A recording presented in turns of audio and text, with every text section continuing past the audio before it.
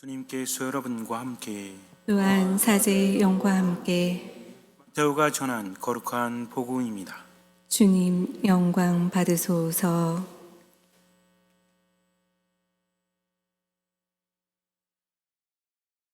예수님께서는 헤로데 임금 때에 유다 베들레헴에서 태어나셨다. 그러자 동방에서 박사들이 예루살렘에 와서 유다인들의 임금으로 태어나신 분이 어디 계십니까? 우리는 동방에서 그분의 별을 보고 그분께 경배하러 왔습니다. 하고 말하였다. 이 말을 듣고 헤로데 임금을 비롯하여 온 예루살렘이 깜짝 놀랐다. 헤로데는 백성의 수석 사제들과 율법학자들을 모두 모아놓고 메시아가 태어날 곳이 어디인지 물어보았다. 그들이 헤로데에게 말하였다. 유다 베들레헴입니다. 사실 예언자가 이렇게 기록해 놓았습니다.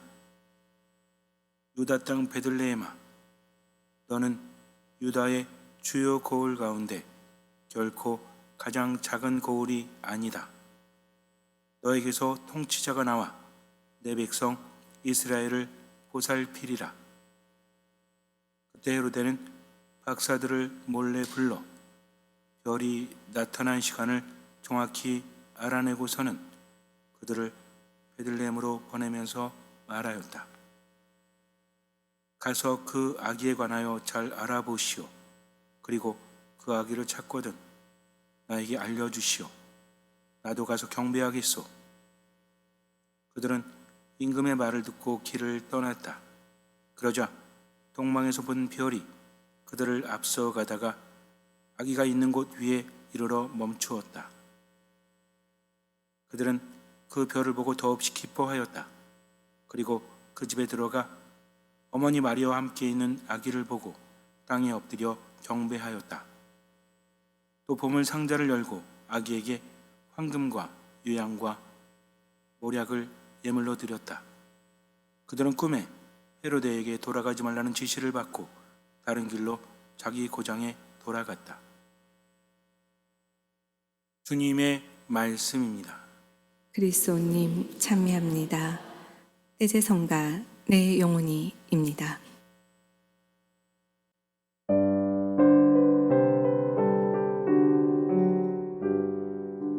내 영혼이 주님을 찬양하며 기뻐합니다. 내 영혼이 주님을 찬양합니다.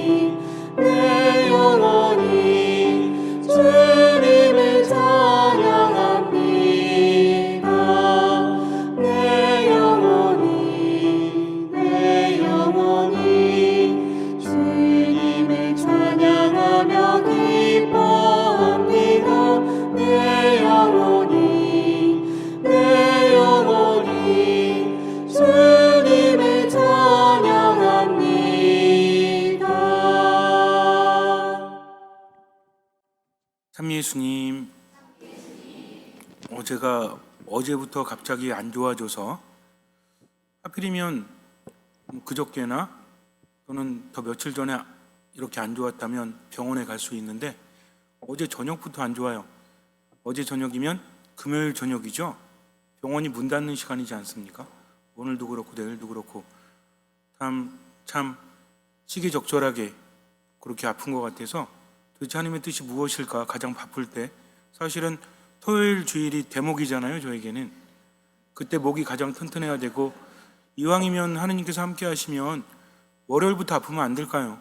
라고 생각하는 것은 저의 생각이죠. 하나님의 뜻은 제 생각에 따라서 움직이지 않습니다. 신앙이라는 것은 그럼에도 불구하고 하느님을 따르는 것이다. 아마 이것을 제가 깨닫기를 바라시기 때문에 또 이렇게 해주시는 게 아닐까 생각합니다.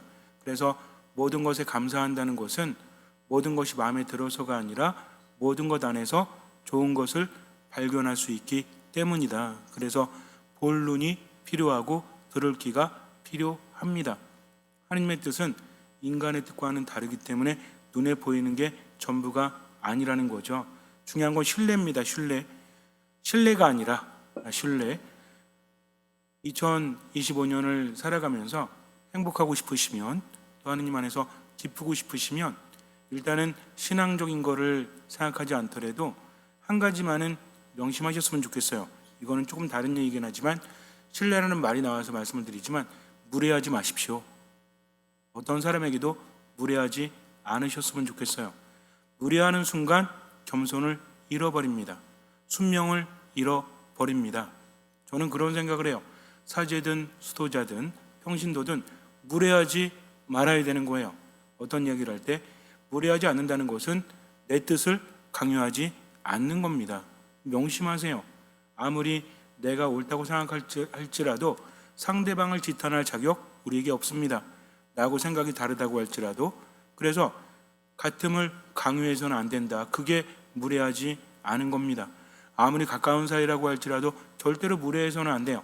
예의를 지켜야 한다는 거죠. 그래서 사람들에게 무례하지 않고 하느님께 신뢰를 두는 것, 신뢰가 아니라 신뢰를 두는 겁니다. 하나님의 뜻을 따르다 보니까 체험을 하고 그 신뢰는 더 깊어지게 되죠. 그래서 중요한 건 하느님을 만나서 그분의 말씀을 잘 듣고 그 말씀을 따라가다 보면 하느님의 말씀을 체험하게 된다는 겁니다. 요거를 조금 전문 용어로 바꾼다면 겸손과 순명, 이것이죠. 그러면서 하느님을 알아가고 체험하게 된다는 겁니다. 신약과 구약을 볼 때 약속이죠. 약속. 예전 약속과 새로운 약속입니다. 즉 믿음이라는 것은 무엇이다? 하느님과 나의 약속이라는 겁니다. 하느님과 이스라엘 백성이 약속을 했고 또 예수님과 그분을 믿는 사람들, 이제는 피의 12지파가 아니라 믿음의 12지파인 사람들, 하느님을 믿고 따르는 사람들 간에 계약이 있다는 거죠. 그래서 우리는 믿고 따르는 거고 하느님께서 우리를 이끌어 주시는 겁니다. 이 관계를 잊어서는 안 돼요. 신앙이라는 것은 계약이다. 그래서 내가 원하는 것을 하느님께 청해서 열심히 빌어서 손바닥이 발바닥이 되도록 빌어가지고 하느님께 뭔가를 받는 것, 이거는 그냥 나쁘다고 말할 수 없죠. 열심히 비는 것은. 그러나 신앙의 본질은 아니다. 신앙은 그분께 온전히 맡기고 따르는 거다. 무조건 따르는 겁니다. 왜? 신뢰하기 때문이죠. 이거를 우리가 오해하면 안 된다. 예를 들어서 말도 안 되는 거로 시킬 수 있죠. 제가 여러분들한테 자 오늘 다 죽으세요. 집에 가가지고 높은 데서 뛰어내리세요. 그러면 하면 돼요? 안 돼요? 이건 안 되는 겁니다. 양심에 따라서 정말 이렇구나라고 내가 알 수 있는 것이 있다는 거죠. 그 면에 대해서만큼은 분명히 해야 됩니다. 그래서 윤리적인 것들, 도덕적인 것들은 매우 중요합니다. 그 안에서 힘들다고 해서 안 따르고 힘들지 않다고 해서 따르는 게 아니라 윤리적으로 맞다면, 도덕적으로 맞다면 어떻게 해야 되는 거예요? 그것을 따라야 한다는 거죠.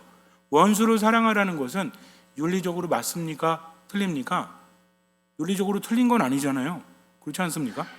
원수를 사랑하는 게 힘든 거지 이게 윤리적으로 잘못됐다라고 말할 수 없죠. 오히려 뭐라고 합니까? 대단하다라고 말할 수 있는 거잖아요. 그러니까 힘들다고 해도 누구의 뜻이니까? 하느님의 뜻이니까 오해하시면 안 됩니다. 내가 대단하기 때문이 아니라는 거죠. 가끔 신앙을 보면 우리 신자들이 신앙을 볼 때 어떤 신부님 대단하시다, 어떤 수녀님 대단하시다, 또 어떤 신앙인 대단하다라고 하는데 인간이 대단한 것은 하느님 안에 머물기 때문입니다. 오로지 하느님만이 거룩하신 분이라는 거죠. 이걸 잊어서는 안 돼요. 그래서 중요한 것은 사람을 보는 게 아니라 누굴 바라보는 겁니까? 하느님을 바라본다는 거죠.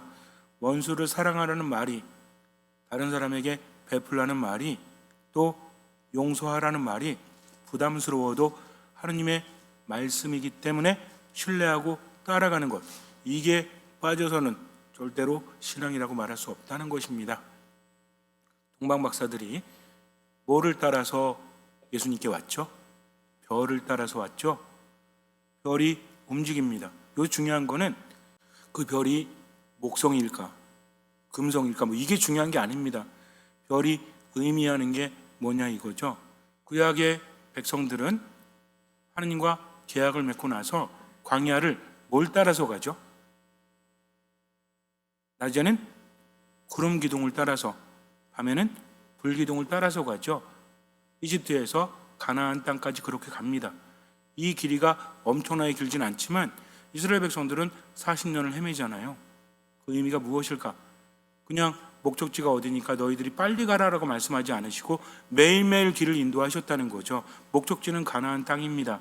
그러나 중요한 건 가나안 땅이 몇 킬로가 남았는지가 중요한 게 아니에요. 중요한 거는 지금 구름 기둥이 가면 우리도 가는 겁니다. 불 기둥이 가면 우리도 가는 거고, 멈추면 멈추는 거라는 거죠. 하나님께서 뭘 바라셨을까요? 먹을 게 없을 때 만나를 내려주시고 메추라기를 내려주시잖아요. 언제 먹을 거? 그날 먹을 거. 내일은 또 다른 오늘이기 때문에. 그래서 신앙인들은 오늘을 살아가는 사람들입니다. 하느님 안에서 그분의 말씀에 따라서. 그래서 뭐라고 하시죠? 쟁겨 놓지 마라. 왜? 쟁겨 놓으니까 어떻게 됐죠? 사람들은 걱정을 했죠. 염려를 했죠. 하나님을 신뢰하지 못했잖아요. 계속 움직이라는 겁니다. 지금에 안주하지 말고. 그래서 쟁겨놨는데 안식일에는 이틀치를 챙겨놓지만 그 외에는 그날 먹을 만큼만 챙겨라라고 했죠. 근데 사람은 어떻습니까? 더 챙기게 되어 있죠. 그래서 어떻게 돼요? 썩어서 구더기가 들끓지 않습니까? 하나님께서는 깨닫기를 바라신 거죠. 근데도 불구하고 사람들은 걱정하고 염려하고 불평을 합니다. 이게 문제라는 거예요. 40년 동안 헤맸던 이유는 구름을 제대로 바라보지 못했기 때문입니다. 불기둥을 제대로 바라보지 못했기 때문이라는 거죠. 하나님의 뜻은 무엇입니까? 가라 하면 가고 멈추라 하면 멈추는 거죠. 내가 어떠하든지 간에 그분을 신뢰한다면 움직여야 됩니다. 멈춰야 됩니다. 뭐에 따라서? 하나님의 뜻에 따라서. 그리고 동방박사도 마찬가지였죠. 별이 항구하지 않았죠. 나타나가지고 자기들 고장에서 별을 보고 그것을 따라왔죠. 그러다가 예루살렘에 이르러서 별이 갑자기 사라졌죠. 그러니까 어떻게 합니까? 기다리지 못합니다. 그리고 헤로데에게 가죠. 이스라엘 왕으로 태어나신 분이 어디 계십니까? 라고 묻습니다. 이 한마디 때문에 엄청난 파장이 일어나죠. 그들은 신앙으로 별을 보았지만 별을 보지 못하는 사람도 있습니다. 헤로데는 별을 보지 못했죠. 왜? 그는 신앙이 없기 때문입니다. 하느님을 만날 자격이 없기 때문이라는 거죠. 하느님을 만난다는 것은 매우 중요한데 스스로 찾을 수 없으니 어떤 사람은 별 보고 와서 만나죠. 어떤 사람은 누가 알려주죠? 예수님께 태어나셨을 때 목동들이 있었죠. 목동들에게 누가 나타나죠? 천사가 나타납니다. 중요한 건 천사냐 별이냐 하는 게 아니라는 거죠. 천사는 누구의 뜻을 전하죠? 하나님의 뜻을 사람들에게 전합니다. 별도 하느님께 인도한다는 거죠. 그런데 인간적인 뜻, 인간적인 어떤 생각으로 별이 멈췄으니까 기다려야 되는데 기다리지 못하고 헤로데에 갑니다. 헤로데는 어떤 사람이었죠? 컴플렉스가 심한 사람이었죠. 유다인의 왕으로 살면서 늘 불안했던 사람이에요. 근데 이스라엘의 왕이 태어났다라고 하니까 자기 자리에 대한 위협을 느낍니다. 그래서 동방박사들을 몰래 불러서 그 별이 어디에서 나타났는지 어디로 가는지 베들레헴이라는 곳에 가서 아기를 찾거든 나에게도 알려주시오. 나도 가서 경배하겠소라고 하지만 그는 어떻게 하려고 그랬죠? 예수님을 죽이려고 한 겁니다. 그래서 꿈에 또 누가 나타나요? 천사가 나타나서 헤로데에게 돌아가지 말라고 예수님을 경배하고 선물을 드렸죠. 나왔을 때 꿈의 천사가 또 알려줍니다. 천사든 별이든 중요한 거는 하느님께 인도를 해야 되는 건데 이 인도를 따라가는 사람들은 어떻게 해야 되는 거예요? 멈추면 멈추고 가면 가는 겁니다. 우리에게도 마찬가지예요. 하나님을 따름에 있어서 내 생각과 다르다고 할지라도 멈출 때는 멈춰야 됩니다. 그리고 가야 될 때는 가야 되는 거죠.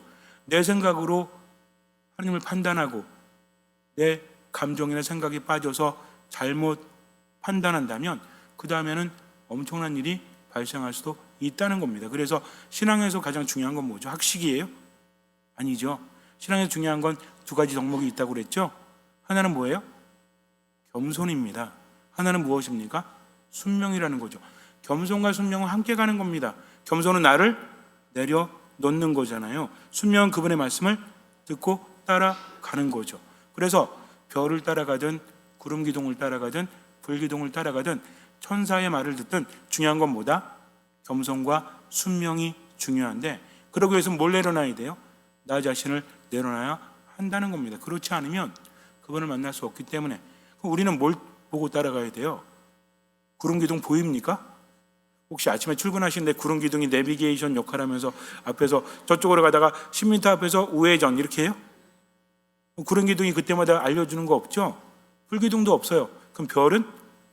저녁에 저 별은 나의 이러면 안 보이잖아요. 근데 중요한 건 뭐라고 그랬죠? 구름 기둥이 중요한 게 아닙니다. 불 기둥이 중요한 게 아니고 별이 중요한 게 아니고 천사가 중요한 게 아니라 하느님의 말씀이 중요하다는 거죠. 우리 이미 만났습니다. 우리 헤맬 필요가 없어요. 이미 그분을 만났다는 거죠. 그분이 세상에 어떻게 오셨죠? 빛이 세상에 오셨죠. 그분은 말씀으로 세상에 오셨습니다. 그러니 구름 기둥, 불 기둥, 별이 아니라 우리는 뭘 통해서? 말씀을 통해서. 어떤 마음만 있으면 되는 거예요? 듣는 마음만 있으면 된다는 거죠. 어딜 통해서? 양심을 통해서. 아까 제가 말씀드렸잖아요. 맹목적이어서도 안 됩니다. 이미 하느님께서는 내 안에 계십니다. 여러분들 바람이 지나치다 보면요 이상한 종교에 빠질 수 있어요. 왜? 오감 만족을 시켜주니까. 근데 하느님은 절대 그러신 분이 아닙니다. 하느님은 당신의 뜻을 우리에게 전하는데 판단할 수 있도록 뭐에 따라서? 양심에 의해서. 그래서 양심으로 그 말씀을 듣고 살아야 되는데, 사실은 그런 사이비 종교에 빠지는 가장 큰 이유가 뭔지 아세요? 쉽게 먹으려고 해서 그래. 쉽게 먹으려고. 나 하나만 하면 돼. 전 재산 다 바치고 거기 뜻에 따라 살면 굉장히 이기적인 거 아닙니까? 근데 하느님은 어떤 분이시죠? 인간을 절대평가하십니까? 상대평가하십니까? 인간을 절대평가하세요? 상대평가하세요? 상대평가는 뭐죠? 10명 중에 100명 중에 10명 뽑아야 돼. 그러니까는 문제를 되게 어렵게 내죠. 뭐라고 그래? 변별력? 여러분들 우리나라 수능 시험이 얼마나 악명을 떨치고 있는지 아십니까? 유튜브에 찾아보세요. 영국의 영어 선생님들, 그리고 옥스퍼드 대학 학생들, 하버드 대학 학생들, 미국에 뽑아가지고 수능 문제를 줬죠. 영어를 보면서 뭐라 그래요? 내가 모국어가 영어 맞나 막 이러고 있어요. 풀고도 무슨 말인지 모르겠대. 어휘도 잘 모르겠고 문법도 잘 모르겠고, 이 사람들이 일반 사람들이 아니라 정말 대단하다라고 하는 영국이나 미국, 영어를 모국어로 하고 있는 그런 나라의 최상위 대학들 있죠. 여기 사람들인데 못 푼다고 합니다. 문제를 왜 그렇게 내죠? 변별력 때문에. 그러니까 아이들이 공부를 해도 정말 힘들지 않습니까? 영어 물었죠. 언어학자들에게. 이 영어가 이렇게 이런 문제가 아이들의 영어 실력에 도움이 된다고 생각합니까? 그랬더니 전부 다 아니래요. 근데 우리는 그 문제가 바뀌지 않죠. 왜? 변별력 때문에. 뭔 얘기입니까? 100명 중에 10명 뽑아야지. 그러니까 어려울 수밖에 없는 거죠. 근데 하느님은 어떤 분이세요? 야, 너희들 중에서 몇 명만 뽑아서 천국 가게 해줘야지, 몇 명만 뽑아서 복을 줘야지, 이러시는 겁니까? 아닙니다. 그분의 평가는 절대평가다. 이걸 우리가 알아야 돼요. 그러니까 중요한 건 뭡니까? 하는 사람은 하느님의 은총을 받는 거고, 안 하는 사람은 받지 못하는 겁니다. 이게 아주 명확하다는 거죠. 그러니까 우리 옆에 있는 사람이 경쟁자예요? 아니라는 겁니다. 내가 따르냐 따르지 못하느냐 하는 거죠. 뭐에 따라서? 뭘 따라서 가는 거죠? 별도 아니고 구름도 아니고 뭐다? 말씀이다. 언제? 오늘 들리는 말씀을 따라가면 돼요. 멈추면 돼요.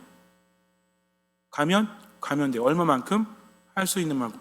원수를 사랑하는 말이 부담스럽죠? 그럼 사랑하지 못하니까 어떻게 해야 돼? 주님, 제가 원수를 사랑하지 못합니다. 당신 안에 머물 수 있도록 이끌어 주십시오 하면서 뭐 하는 사람? 기도하는 사람인 거죠. 이게 최선이지 않습니까? 그러다 보면 살아가다 보면 어때요? 아, 이래서 하느님께서는 사랑하라고 하시는구나. 이래서 베풀라고 하시는구나. 즉 하는 사람은 더 깊이 들어가지만 아예 안 하는 사람은요 절대 바뀌지 않습니다.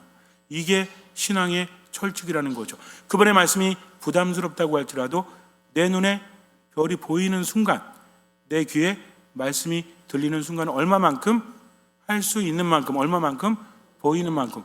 왜 그렇습니까? 하느님은요 나를 나보다 더 잘 아시기 때문입니다. 제가 강론 때마다 하는 말이죠. 하느님은 나를 나보다 더 사랑하시기 때문입니다. 걱정할 필요가 없다는 거죠. 중요한 건 뭡니까? 내가 할 의지가 있느냐 없느냐. 근데 감정에 따라서 그렇게 하면 안 된다. 홍만 목사들도 그럴 줄 알고 헤로데 찾아갔나요? 그렇지 않았거든요. 어떻게 했으면 좋았을까요? 물론 저는 그분들을 평가하는 게 아닙니다. 기다렸다면 얼마나 좋았을까. 물론 이것은 저의 생각입니다. 하느님께서는 어쩌면 헤로데에게도 기회를 준 것이 아닐까요? 그런 차원으로 생각해 볼 수 있죠. 제가 오늘 말씀드리고 싶은 건 그 차원이 아니라는 거죠. 별을 보는 사람이 있는가 하면 보지 못하는 사람이 있습니다. 그러면 말씀을 듣는 사람이 있는가 하면 듣지 못하는 사람도 있다는 거죠. 어떤 사람이 말씀을 들을까요? 오늘의 핵심이에요. 어떤 사람이 말씀을 들을까요? 어떤 마음이 있는 사람? 이게 겸손이요, 이게 숙명입니다. 말씀을 듣고자 하는 열망이 있고 들었으면 실천하는 거죠. 할 수 있는 만큼, 보이는 만큼. 근데 여기도 뭐 보면 답안이 있죠. 하느님께서는 답안을 주십니다. 도와주신다는 거죠. 뭐라고 합니까? 성경을 읽다 보면 평상시 삶의 자세에 대해서 우리에게 말해주는 게 있죠. 뭐가 있을까요? 즉 하느님께 귀를 기울이면서 들으면서 살아가는 사람은 언제나 기뻐합니다.